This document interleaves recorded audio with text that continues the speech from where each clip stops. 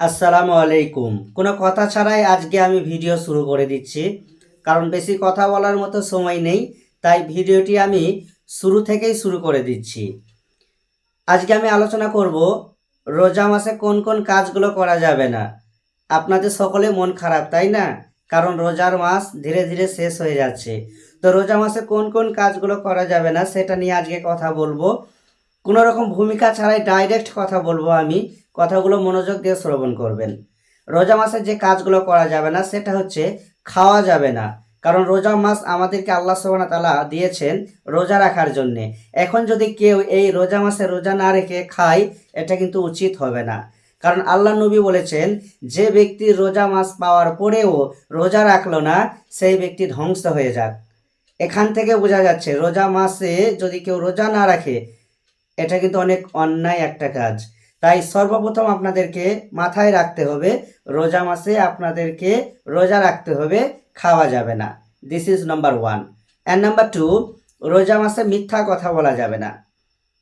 আপনারা সকলেই জানেন যে মিথ্যা কথা বলা এটা কখনোই জায়েজ নয়।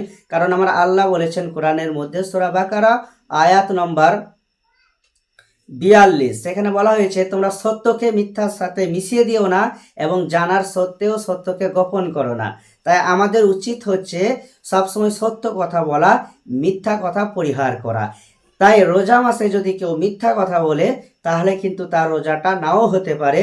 কারণ আল্লাহ নবী বলেছেন, যে ব্যক্তি রোজা রাখার পরেও মিথ্যা পরিহার করলো না, তার ওই রোজা আল্লাহর কোনো প্রয়োজন নেই। তাই যারা রোজা রাখার পরেও মিথ্যা কথা বলেন, সাবধান হয়ে যান। এই রোজা মাসে কখনোই মিথ্যা কথা বলবেন না। কারণ রোজা মাসে মিথ্যা কথা বললে রোজা নাও হতে পারে। This is number 2। এবং 3 নম্বর কাজ হচ্ছে রোজা মাসে যেটা করা যাবে না, সেটা হচ্ছে রোজা মাসে আপনি গীবত করতে পারবেন না। এই গীবত হচ্ছে এমন একটা ভয়ানক পাপ, যেটা হয়তো আপনি কল্পনা করতে পারছেন না। গীবত মানে কি জানেন?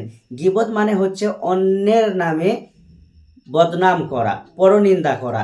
এটা আমাদের সমাজে ধীরে ধীরে অনেক বেড়ে যাচ্ছে। মানুষ এটাকে সাধারণভাবে নিয়ে নিয়েছে, যে ওর বিপক্ষে আমি কয়েকটা কথা বলবো, এতে আর কি সমস্যা। কিন্তু এটা যে কত বড় অন্যায়, এটা যদি মানুষ ভাবতো, তাহলে কখনোই আর গীবত করতো না।